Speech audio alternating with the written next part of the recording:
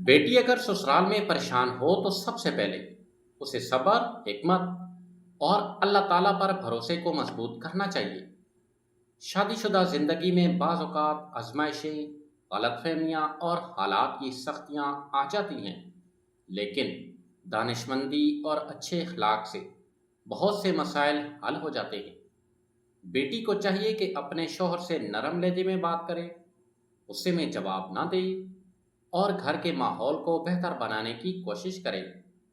اگر کوئی مسئلہ ہو تو اسے بڑھانے کی بجائے سمجھداری سے حل کرنے کی کوشش کرے۔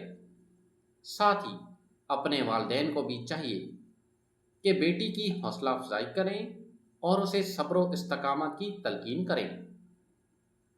اللہ تعالیٰ کی یاد دلوں کو سکون دیتی ہے، اس لیے بیٹی کو نمازوں کی پابندی کرنی چاہیے اور ہر مشکل میں اللہ تعالیٰ سے مدد مانگنی چاہیے۔ ہر فرض نماز کے بعد سورۃ الاخلاص پڑھنا ایک بہترین عمل ہے۔ یہ سورت اللہ تعالیٰ کی وحدانیت اور عظمت کو بیان کرتی ہے اور بندے کے ایمان کو مضبوط بناتی ہے۔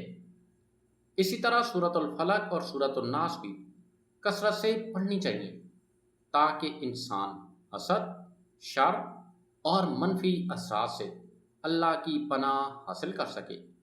بیٹی کو چاہیے کہ نماز کے بعد دل سے دعا کرے، اے اللہ میرے دل میں سکون پیدا فرما، میرے گھر میں محبت اور برکت عطا فرما، اور میرے شوہر اور سسرال والوں کے دلوں میں میرے لیے خیر اور محبت پیدا فرما۔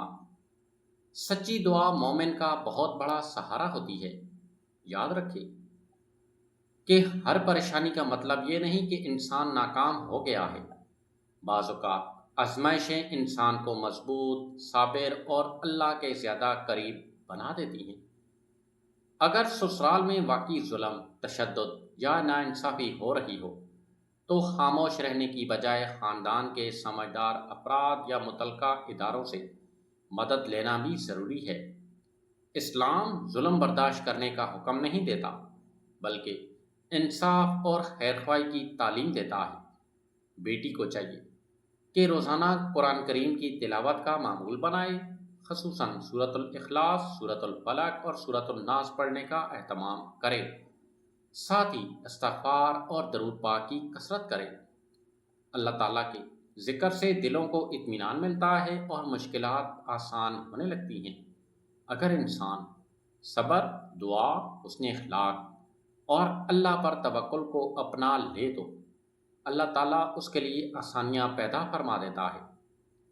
اللہ تعالیٰ ہر بیٹی کے گھر میں محبت، سکون، عزت اور برکت عطا فرمائے، اس کے دل میں پریشانیاں دور فرمائے اور اس کی ازدواجی زندگی کو خوشیوں سے بھر دے۔ آمین۔ جی تو دوستو، امید ہے آپ کو ہماری ویڈیو پسند آئی ہوگی۔